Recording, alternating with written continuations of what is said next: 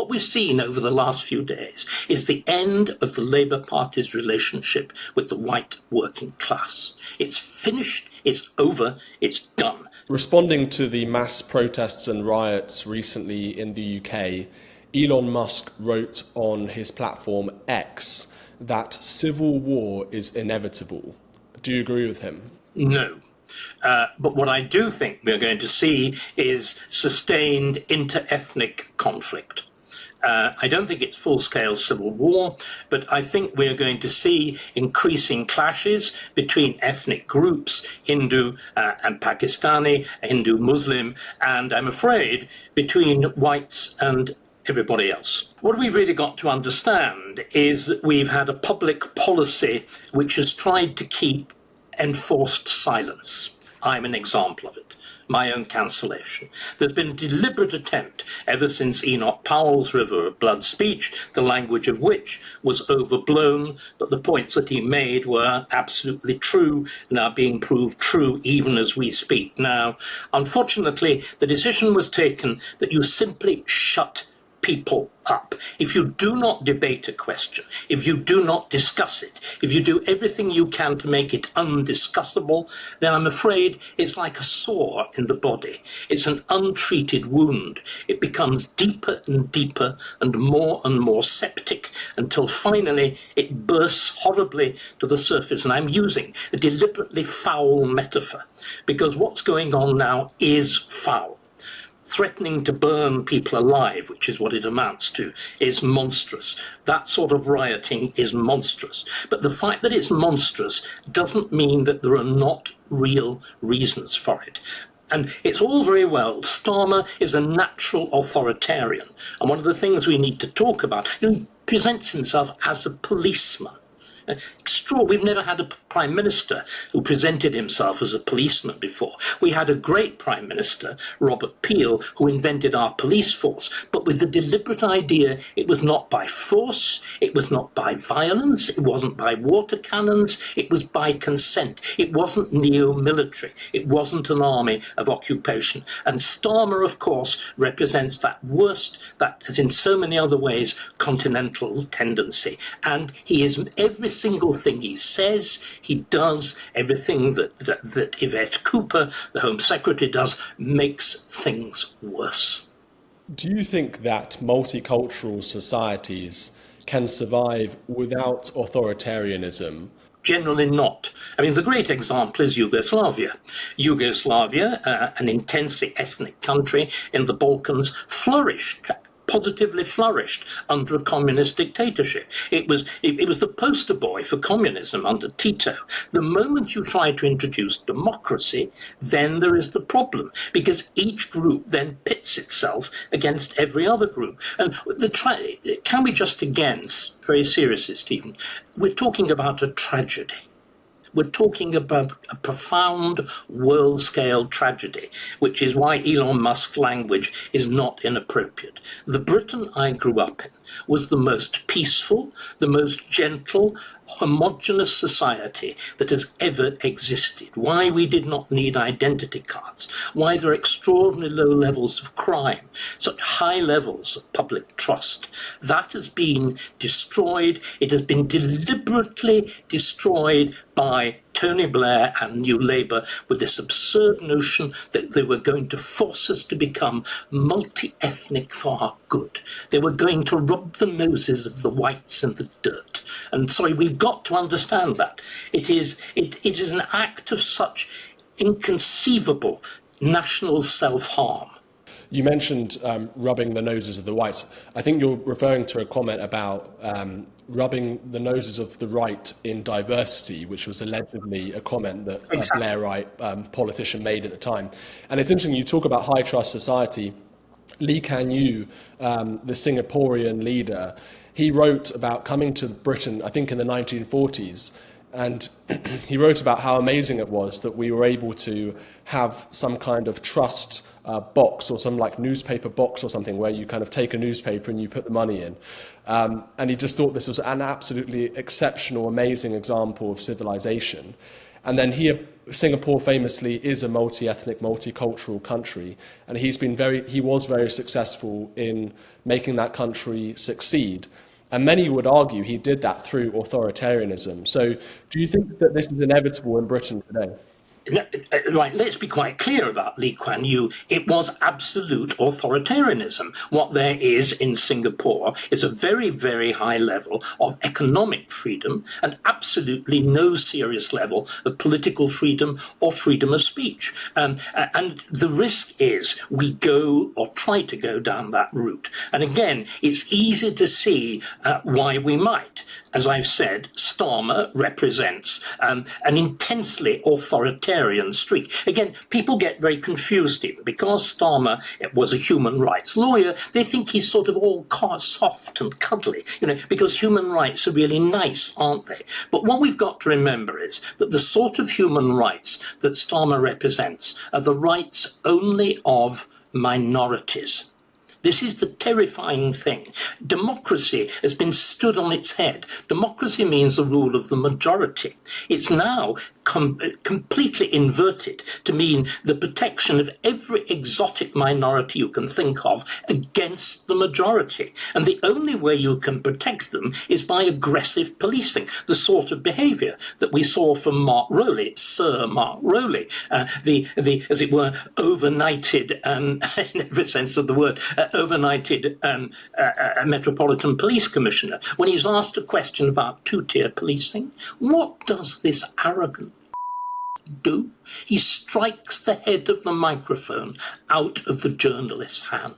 The sheer contemptuous arrogance. Because again, what we've got to understand too, Steve, is that we really do have two-tier policing in every possible way. It's not simply that a Muslim demonstration will be policed differently from white, then there's no such thing as the EDL, but let's use the word for just the moment. It's not simply that it will be policed differently, but the entire language has been perverted. Have you heard constantly this word community? Now, what is this wonderful community whose values we are preserving are? What they are sub-ethnic groups, not simply Bangladeshi, not simply Muslim. They're extraordinarily Romani, the most persistently anti-legal, anti that sort of society that we just both described now, the picture of England in the 1950s. Those are specially protected groups. The police handle them with kid gloves, as we saw in Rochdale, as we saw in Leeds. Not only do they handle them with kid gloves, they actually negotiate with them catastrophically as groups with community leaders, unelected, self-generated. There's only one group, Stephen, that is not allowed to do that, and it's the white working class. And this is why they are rebelling. They are not allowed to have a community. They are not allowed to have their community leaders consulted. Again, you see, there are huge questions behind this. One of the things, again, I want to put two or three of these big questions because nobody else has done it. What we're seeing now is a movement in the political tectonic plates on a scale that has not taken place since the end of the First World War and the replacement of the Liberal Party by the Labour Party. What we've seen over the last few days is the end of the Labour Party's relationship with the white working class. It's finished, it's over, it's done. Of that entire red wall, I will predict there will not be a single Labour seat left in it in a future general election. The question is, where does that vote go? Traditionally, it would go to the Conservative Party. The greatest Conservative Prime Minister, who isn't Churchill, it's Disraeli, says the Conservative Party is a national party or it's nothing. We need, I'm going to say these words out loud, we need an English national party. Why is it such a wicked thing to say? Because there's a Scottish National Party, there's a Welsh National Party. They're both rabidly pro-immigrant and anti-English. Are they not? I mean, the evidence of Scotland is overwhelming. The entire thing is driven by a bizarre sort of anti-Englishness, a deliberate separation of two peoples who have got along extraordinarily well to their extraordinary mutual benefit ever since the Act of Union. That's been ruptured. So there is this huge English question which has to be confronted. Tam Dael, back in the old days, he put it simply constitutionally, it was known as the West Lothian question. Why is it that Scottish MPs can vote on English laws and English MPs can't vote on Scottish ones? But suddenly it's much, much bigger. Are the English to be allowed in this extraordinary torment of ethnicities? Are the English to be allowed to have their own? Which then raises the whole question of what's the relationship between British and all of these other things, between British, in other words, all these hyphenated identities. What is the relationship above all between British and English? We are overwhelmingly the largest group, and we are the one that's least represented. And what's happened instead, of course, is that Labour, and this is the moment again at which I predicted this in all my recent videos have been saying, the Labour Party has ceased to be the party of the working class, and it's become the party of the rampantly powerful, entitled public sector, the sort of person who is represented by the overnighted, overpaid, overindulged Sir Keith, whatever he's called, Mark Rowley.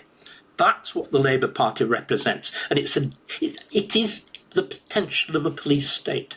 I just want to come back to this tweet from Elon Musk. I think it's really important about civil war. And there's a few things I want to ask about the tweet. First of all, Elon Musk isn't British, and many American, I know he's not American either, he's South African, but many American commentators and non-British people have been using extraordinarily hyperbolic language around what's going on in the UK at the moment. And some may accuse them of even egging it on with this kind of language. And we don't want to condone the violence or the riots, and we don't want to encourage people to do these things. So are you concerned in any way about foreign interference in the UK right now, where you've kind of got these bad actors, perhaps in America and elsewhere, who are almost encouraging these people to go out and riot and to protest in this violent way? Yes, and there is an element of proper concern about that. Look, I share your concern. I've been talking pathetically as an old man about the world that I remember, the world of growing up on a non-violent council estate, in which there was a competition to keep your privet hedge neatly cut, in which the women, and again, this is something else that's not been talked about, women have been present in these demonstrations. This is not the usual group of football louts. Once I know I was brought up in this world. It's really run by the women. The men can do the big barrel-chested stuff. The people who really control it are the women. When they join in, you know something serious has happened. The seriousness is real. Language like civil war is absurd. To fight a civil war, you need weapons. We do not have weapons. We are a disarmed society. Civil wars in the past have always involved, since the 19th century, they actually involve elements of the army, or divided armies, as happened in Ireland in the course of the First World War. When Ireland is divided, a government terrified of what's going on allows both the Unionists and the whatever one wants to call them, the Irish Republicans, actually to arm, the Catholics to arm. So you have two armed camps. We've nothing like that in Britain. That is not going to happen. But what is going to happen is increasingly nasty, sporadic, ethnic violence. What is going to happen is increasing political distrust. Remember, this government may have 2/3 of the seats in the House of Commons. It's elected with the votes of whatever it was, just over 1/3 of those who actually voted, and only 1/5 of the actual electorate. It's the lowest turnout in an election since whenever. And remember again, the moment New Labour comes in 1997, political participation falls off the edge of a cliff. It had been at consistently high levels right through the 20th century, after the beginning of full democracy, at the end of the First World War. In 97, it falls off the edge of a cliff. I've been blaming Labour a lot I also want to blame my own party. My own party's refusal to contemplate what Labour did, my own party's refusal to alter the dreadful constitutional changes which embedded all of these attitudes, all of this kind of superiority, all of this notion that there's a received higher doctrine, that there's no such thing as borders. Borders are a bad thing. Human rights mean we're all really the same. That a Rwandan, a second-generation Rwandan born in Wales is as Welsh as any Taffy. All this is lies, lies, lies. And it's because there's been lies, lies, lies from every part of the spectrum that people do at political spectrum, that they're doing what they're doing now. The protests are awful, they're disgraceful, they're shocking, but unfortunately, when people are shut up, when they're not allowed to debate publicly, when there aren't rational means of objection, you get irrational ones. It's our political class that's reaping the whirlwind that it's sown. Every brick began in Westminster. You mentioned earlier the riots in Leeds, but there were also race riots in Leicester a couple of years ago. It seems, and of course we have to mention as well, the violence from Islamic extremists like the murder of David Amos, the Manchester Arena bombing, the 7/7 attacks and so on. This is too long to recite. But I want to ask whether you think that we have seen the return of ethno-religious violence to the UK, to English politics, that we haven't seen since the English Civil War. The English Civil War wasn't ethno-religious. It was the English fighting themselves with a considerable measure of tough Scots coming in and wiping the floor with us to begin with. What we're seeing is something we've never had in England since really the earliest Middle Ages. The key to understanding why these groups are so dangerous, everybody talks, and of course there is this ridiculous word, Islamophobia. Everybody talks about it essentially in terms of religion. I think there's something else which is much more of a key. What we've now got in Britain are actual tribes, and a tribe isn't a group of individuals. English law is there to deal with a group of individuals, but it's not a group of individuals.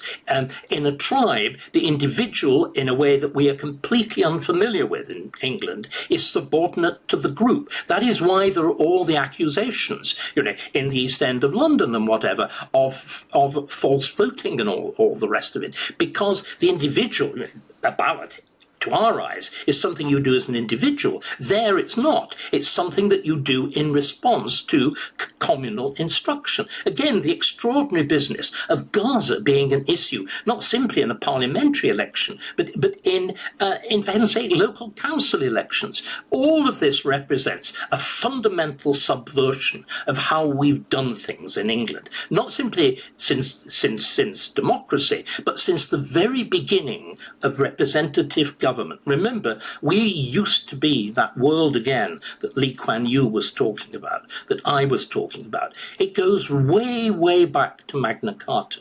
It goes way, way back to the 12th, the 13th, and the 14th centuries. And it involves this notion of the governed having the right to participate in government. But that depends on a series of individual transactions, a respect for history, a respect for tradition. All of that has been thrown through the window. You mentioned Magna Carta. I was recently in Salisbury Cathedral, where they've got one of the copies of the original Magna Carta. And surrounding that document is all sorts of what I would call quasi-propaganda around migrant rights, refugee rights, and women's rights, saying that the Magna Carta was essentially a very progressive human rights document. What do you make of that?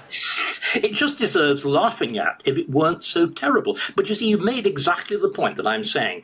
Our notion of a sovereign parliament, of a system of parliamentary democracy has been completely perverted into the idea that what it's about is not the protection of the rights of the majority, but the protection of the rights of increasingly alienated minorities. Again, can you imagine a Norman baron worrying about the rights of refugees? And the idea is simply demented. And the fact that the church, again, can we be very serious? The fact that the Church of England is engaged in this naked and foolish propaganda. Again, they bear a very, very large measure of responsibility.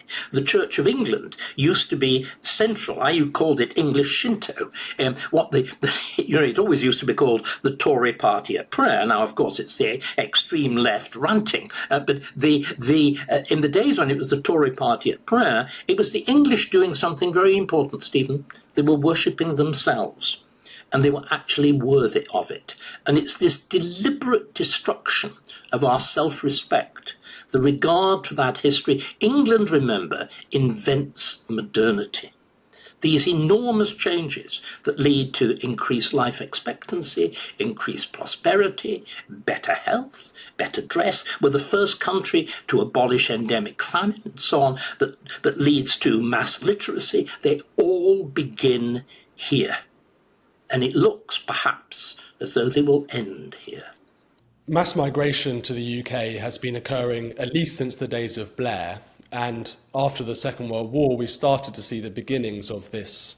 Tiny. It was tiny. In comparison with what's happened, it's really important, Steve, we get the proportion of figures right. The scale of millions since 1997 is not simply unique in modern times, it's unique throughout our history. Even the great population movements of the Roman period and the post-Roman period and the so-called barbarian invasions, the numbers, even as a percentage of the population, were on nothing of this scale. This is a unique development's the wrong word. This is a unique happening, and therefore it's got unique consequences. And the fact, again, that it's been done without consent, that it's been done with a deliberate suppression of debate about it, all, as it were, exacerbates. The problems would have happened anyway, but the way we've gone about doing it, with that sense of subterfuge, of contempt for the majority. Do you remember that awful woman who even Starmer couldn't give a cabinet position to, Emily Thornberry? Her absolute contempt that a man who works, drives a van, dares to have the St. George's flag. That sneering contempt. Why is the Welsh dragon better? Why is the St. Andrew's cross better? It is this extraordinary self-contempt of a particular part of the English radical elite. It was recognised completely by George Orwell, and what it's happened through the Labour Party, through this extraordinary perversion of human rights law, through the creation of the nonsense of a Supreme Court. It's become, and this again is what's so terrible, it's become a ruling ideology that nobody believes in outside this charmed circle. The very great historian, my colleague and friend Neil Ferguson, has said the West is going the way of the Soviet Union. We have these monolithic political structures, and the scale of the general election victory of the Labour Party on that unbelievably actual fragile electoral foundation shows it. We have these political structures which look immensely like the old Soviet Union, immensely strong, monolithic. You've got complicit police forces and all the rest of it, but the population don't believe them. They don't believe what they're told. And of course, they're failing catastrophically economically, because again, why should we have talked about it? But this kind of state structure with its vast bureaucracy, its multitude of quangos, its huge briberies to various sections of the electorates is intolerably expensive. Our economy cannot sustain it. And every single thing that the new Labour government has done is making it worse. You managed to predict my question without me asking it, but I did want to ask about the lack of consent towards this policy of migration. And this goes back a long time. This goes back to the beginnings of when we started to open the borders. And you're right to mention it was only tens of thousands, but it was still, unprecedented numbers of people coming from abroad, from ex-Commonwealth countries. And even at that time, in the 50s and the 60s, when we began this project, MPs were saying that this wasn't going to have a significant impact, and many MPs and the public were against immigration to Britain. And despite all of these protests and consistent votes against immigration has only ramped up, particularly under the Conservative Party. I want to ask just a very broad question. What has been the impact of mass migration to Britain and to England? The events of the last few days. Of course, it's not been the only one, and he's quite wrong to suggest that all immigrants are problematic. See, I'm very old-fashioned. I believe, again, that our history may... Can I turn the question round slightly? Because we've really talked about what the consequences have been. The entire interview has been on what the consequences have been. Can I suggest what the remedy might actually be? Because that's something we should be talking about.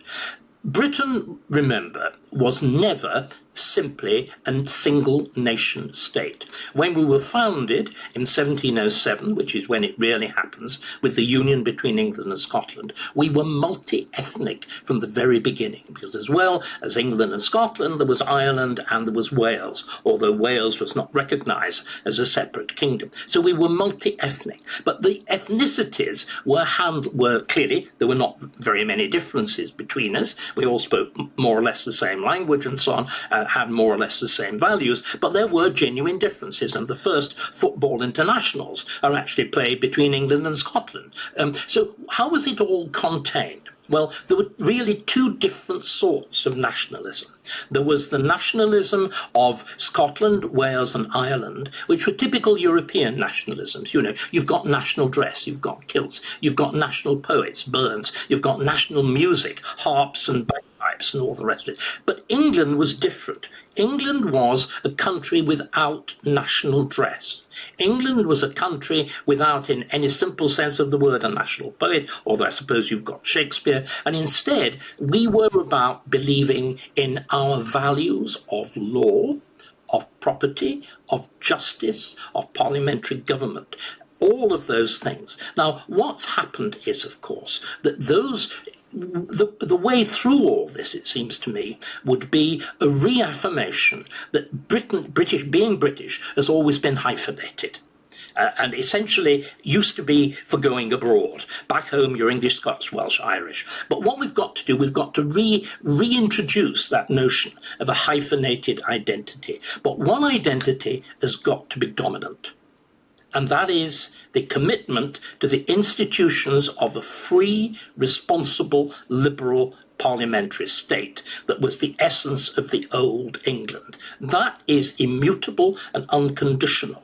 And it's because we have not required all immigrant groups, most of them again seem we shouldn't be having this conversation. So many immigrant groups come here passionately wanting to embrace, those particularly from Eastern Europe who've known the horrors of communism. They come here, they desperately, people from China, from Hong Kong, they come here, Jews come here, desperate to embrace, to participate. But we've got to make sure that all immigrant groups do that. It's got to be unconditional. We cannot have groups saying, we are different, we are going to remain isolated, do not approve of you. One do that when we've seen immigration on the scale that we've seen, millions and millions of people coming in, and where you have sort of quasi-ethnic conclaves within British cities where you have large populations of ethnic communities or ethnic minority communities congregating in one place, and it doesn't seem that they want to integrate. They have no interest in doing that. It's absolutely true. Therefore, the first thing you have to do is to stop them recruiting themselves from abroad. We've got to stop the notion that even arranged marriages confer citizenship. Germany doesn't let that happen. In Germany, the mere fact that you marry somebody does not give you German citizenship. We're going to have to introduce that rule. Because the thing that... Remember, the thing that keeps communities different is either when they marry each other, again, that cousin marriage thing, or whether, again, usually as an extension of cousin marriage, they marry abroad back into the communities that they came from, which is why, of course, they never actually integrate. Why what's going on in Lahore or the Punjab matters, or the Middle East, matters to them more than what's going on in England. The thing we cannot, it's an abominable thought that we would actually practice mass expulsions or worse. But what we could and should do is simply stop replenishing this difference. Outlaw cousin marriage. outlaw the rules on spousal rights. We've got to begin with that. Of course, that would require a political revolution.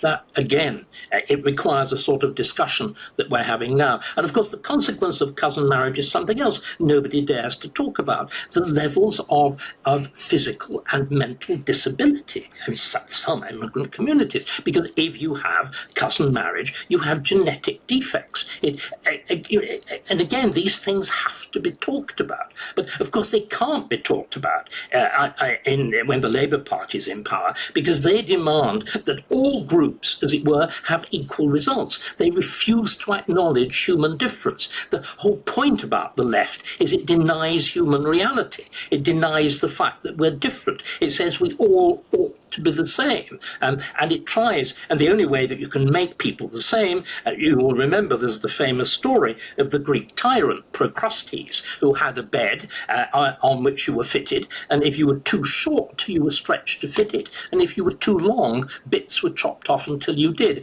And the Labour Party's policy on as it were, so-called community relations is exactly that. It's a policy of brutality and folly in refusing to recognise difference, and above all, folly in refusing to manage difference. I have to ask this question. It's the kind of language you're using would be very controversial to some commentators, to many on the left. This phrase "far right" has been bandied around by Keir Starmer recently, and accusations of racism and so on. Why do you feel so confident in saying what you're saying and not sort of worried about being described as a racist or far right and so on?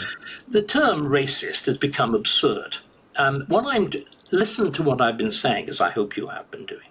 Have I not been vehemently denouncing violence at every single... Of course you have.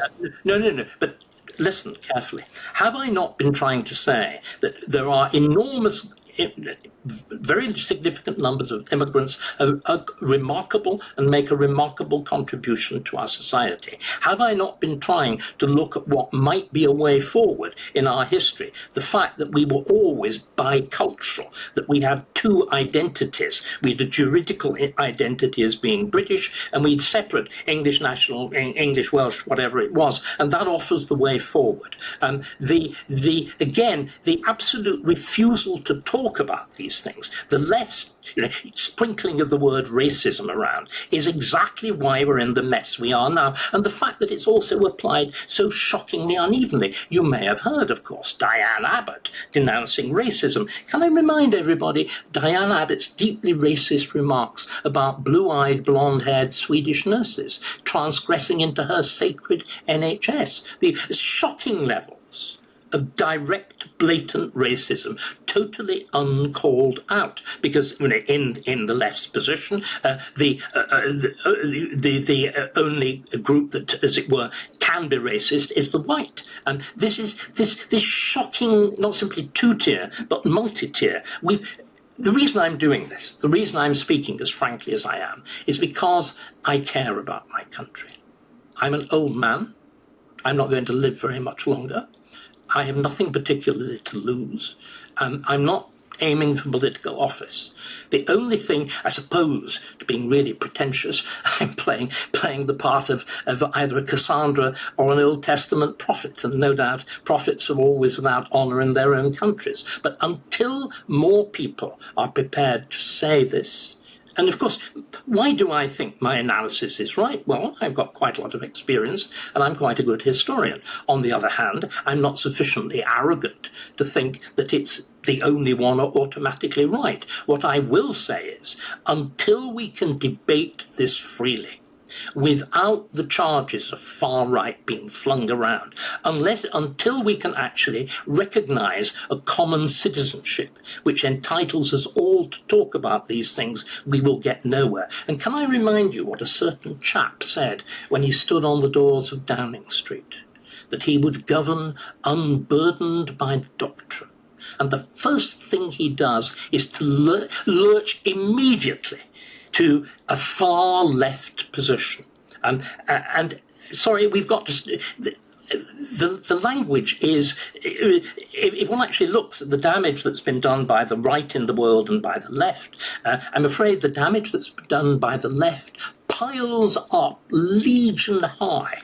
Yes, there's Hitler, but against Hitler there is Stalin, there is Mao, there are the abominations of dictatorships in Latin America. Everywhere one looks, we've really got to stop this mutual abuse. And I'm not criticising Starmer as a person, which again the left loves to do. I'm criticising his ideas. The only way human beings improve, and this was the wonderful thing about England, we pioneered what's called inductive reasoning. That's to say, if you've got a problem, you don't reach up to principles. You don't talk about far right or far left. What you do is you look at what's going on and what has gone on, and you try to work out what might be a better way of doing it. That was the glory of England. That's the glory of our science. That was the glory of our universities. But it depends on freedom of speech, which again, the left loves to diminish. And of course, you can see them itching to bring in an Islamophobia law that will effectively render one group in our society totally undiscussable. You mentioned Starmer. I want to ask about Starmer's response to this whole crisis. How do you rate his first month as Prime Minister, and how does he compare to Tony Blair? The enormous difference is Blair had flair.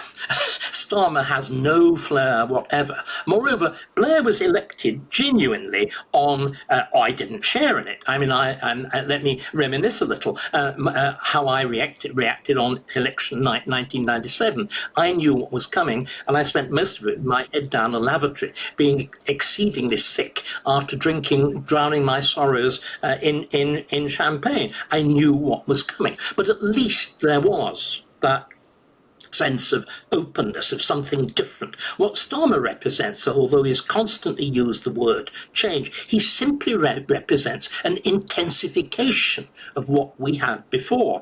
The Tories did it half-heartedly. He does all these dreadful things with positive enthusiasm. He's also very much less intelligent than Tony Blair. He absolutely lacks Blair's skills at communication. He's wooden, he's dull, he's a second-rate mind. It's even worse than somebody like Yvette Cooper. You know, Yvette Cooper's quite extraordinary. She contrives both to be mousy and schoolmistressy at the same time. It's very difficult. What else can you say? And what moments like this demand is a degree of open-mindedness of, yes, thumb down hard on the violence, but say, as Blair brilliantly did, I feel your pain, as Clinton did, I feel your pain. I mean, what was striking about both Blair and Clinton, not unlike Hillary, unlike Starmer, they understood their opponents. They knew how to use language that appealed to them. They knew literally how to bridge gaps. Starmer immediately resorts to the iron fist, the mere language of the policeman. Can you imagine a prime minister advertising that he was a public prosecutor? This sounds like something out of Eastern Europe, doesn't it? A chief of staff who was the enforcer within the cabinet office, Sue Gray, with an awful smell of Northern Irish politics around her. In other words, it's this extraordinary partisanship, whereas Blair, I think, was deeply partisan, but was he clever at concealing it? Was he clever at the embracing the big tentery, which of course Starmer is hopeless at? What's your greatest concern about Labour over the next 5 years? They'll continue exactly as they are. What could be? Has there been a worse beginning to a government? And also, it's the deliberate lying, the utter clumsy transparency of the thing. Again, his Downing Street speech with all this language of being unburdened by doctrine of public service and all the rest of it. It makes Margaret Thatcher's invocation of St. Francis of Assisi look like a job description. The terrible thing is it leads constantly to contempt, to distrust, to that sense we're being lied to. I'm a classic old-fashioned historian. I spend the whole of my life checking evidence. I loathe what's going on online with false truth and all the rest of it. But it's not surprising it happens when every official statement, you've really got, again, you have to do criminology on it, actually, to find out what it might mean and what might be behind it. The complete contempt for the electorate, the total contempt. These are terrible things. Again, I speak as a teacher, somebody who spent so much of my life teaching in two rather good universities. Your duty as a teacher is to get people to think. It is to give them information. It is to encourage them to debate and to arrive at good conclusions for themselves. A good politician does that. A Churchill did it, and even at some moments, a Thatcher did it. A Blair did it. What we're seeing now is mere, shallow, nasty, and profoundly dangerous authoritarianism in a very bad cause. I want to ask a bit about the Tory party. Do you have any faith in these Tory leadership contenders to reunite the Tory party and win the general election next time? I think there is surprisingly there's a considerable display of talent. I think Kemi Badenoch, I think particularly Robert Jenrick, they're very able people. I think they're beginning to have some serious thoughts. I and many others are trying to plant more serious thoughts in their minds. But what's happened over the last few days shows not simply the magnitude of the task for the Conservative Party, but the magnitude of the task for the country. I also think it shows very strikingly the inadequacy of reform. I don't think Nigel Farage has covered himself in glory in the last few days. Much more intelligent questions have actually been asked by Tice. But once again, there's a fear, isn't there? Because these areas of necessary debate have been simply excluded from polite discourse for so long. There's a profound reluctance to address them. There's a fear, and it is the Sovietization. It is again what Ferguson is talking about.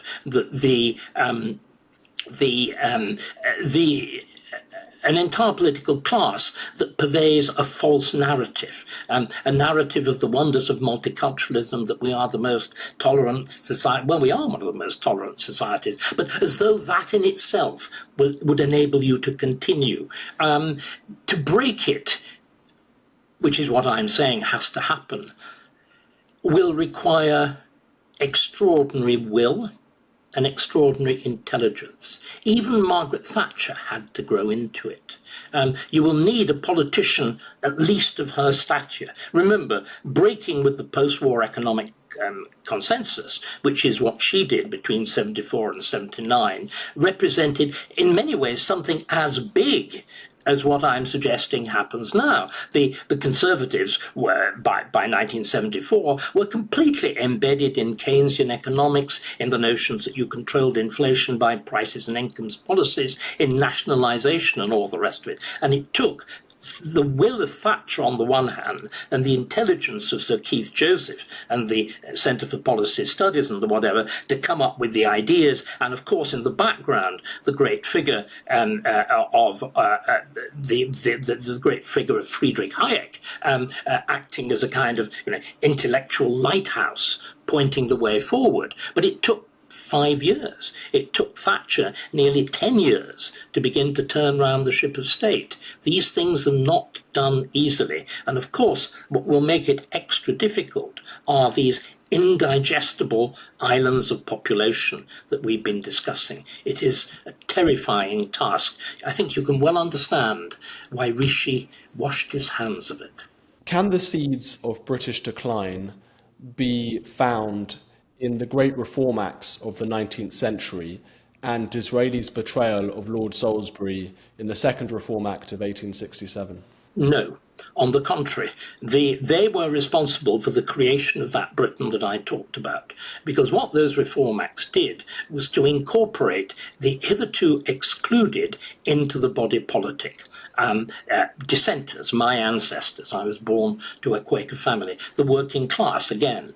I like Sir Keir Starmer, my father was a toolmaker, and I was born in a Pebble Dash semi. I've just been seeing photographs of it taken by a kind friend. And what happened, and which is why Britain was so astonishing, we did all of those things without revolution.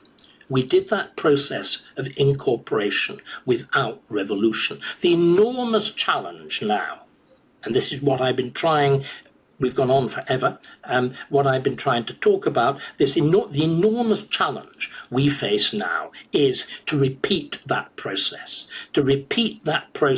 of reintegration and, dare I say it, re-civilization. Victorian Britain wasn't all that peaceful. There were terrible riots. There was the sense of the unreformability and the violence and the impoverishment of the bottom half of the working class.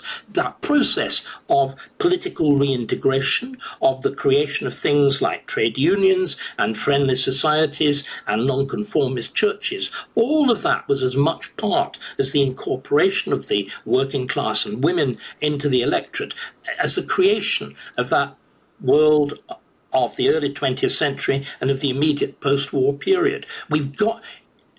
If we don't repeat that exercise, we are lost.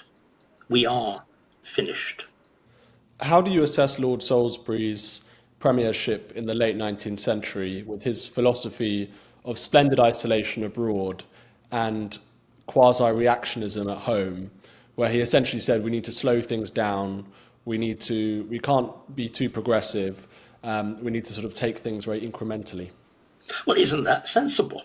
And again, it's not simply Salisbury. I mean, remember, the relationship between Salisbury and Disraeli is obviously a very complex one. But the person who gets it right is Disraeli. Disraeli says Britain is a progressive country. Well, he always talked about England. England is a progressive country. The question is not that there will be change, but what sort of change? And he said, do we change according to our own rules, history and practices, or do we import foreign principles of rational liberalism? And of course, that's exactly what the 1945 government did. It imported preposterous notions of socialism or neo-communism, Marxism in short. What Blair did was even worse. It imported these extravagant doctrines of really late 18th century French liberalism. And they of course, are wholly destructive. They deny the existence of the nation state. They deny the importance of history.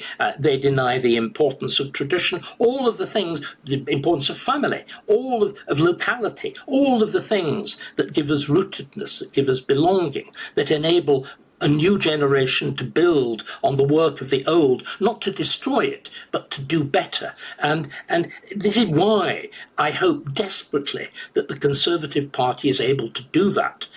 Because there is an equal right, let me again be frank, there is a profound danger on the right of our politics. It seems to me that what has happened now means that this huge swathe of the electorate is vulnerable to a real, let's use proper language, a real far-right takeover. That would be as destructive as anything that Starmer is doing. There's stuff going around on the web now in which you get some intelligent young man saying, nothing worth preserving here. In other words, a revolutionary right that matches the semi-revolutionary left. That would be hopeless and that would be awful. What we've got to try to do, what I hope, occasionally, atheist that I am, I'm driven to praying. You can see how bad things have got. Is that we revive that conservative notion. That notion that the way we always did things, the thing that enabled England uniquely, Britain uniquely of any European country in the 19th century, to modernise and to incorporate all these different social groups without vast unrest and revolution. We were unique in doing it. It's an extraordinary story. We've got to recover that. But it was on the basis, remember, the great changes were fundamentally conceived of as being conservative. Fundamentally conservative, because they was built on this idea that the old isn't, as again Blair constantly said, the old is something just to be thrown away. The old is a fertile soil.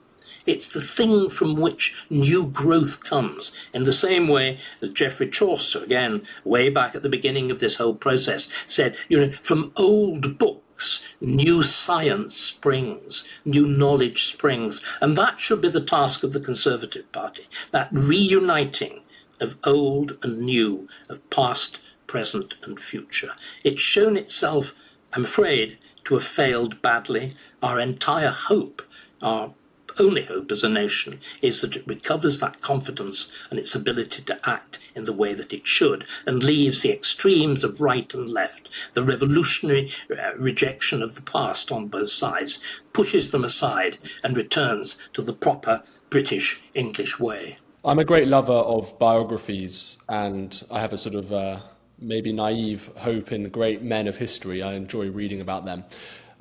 One man I'm fascinated in is Bismarck, and I just wondered whether you had any thoughts on him and his the consequences of his chancellorship of Germany, his reuniting of Germany onto European politics.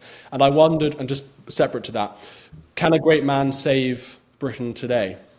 It needs a great man, or indeed a great woman. Or indeed, do you know what? I wouldn't care if it was a great transsexual. But it needs somebody with that extraordinary capacity that grasps events. Again, one of the things that's I prefer not to talk about Bismarck. I think Bismarck is a catastrophic figure.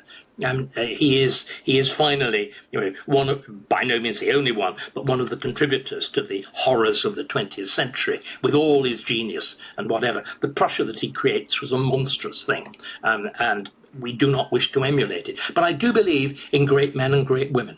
I do believe that, again, that wonderful phrase in Shakespeare, there's a tide in the affairs of men, but you've got to seize it.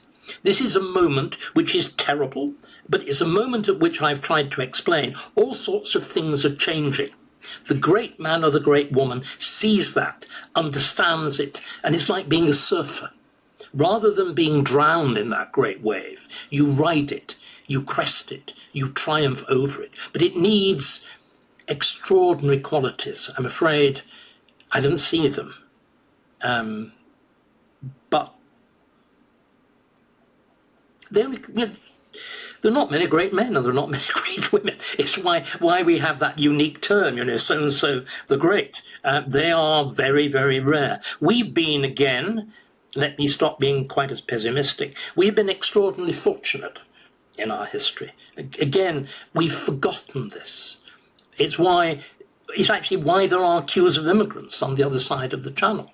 That we have had a uniquely fortunate and lucky history. But every so often, luck does run out. And just one final question. Do you view Henry VIII as a great man of history?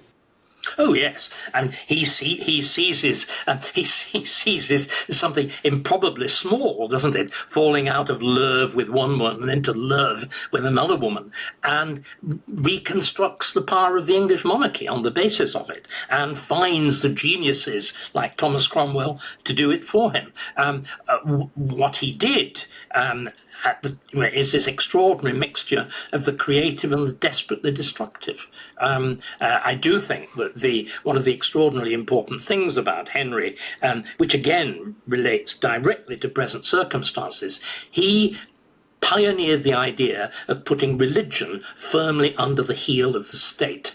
It's called Erastianism. I think this is a very good thing. There is nothing worse than the world in which you let religion dictate politics, which unfortunately, of course, is the basic principle of Islam, which is why we see the monstrosities of Iran, Afghanistan, and so on. We've in a sense, we need a Henry VIII at this hour, but it would not be the church that he sorted out. Thank you so much, David, for joining us. Appreciate your time.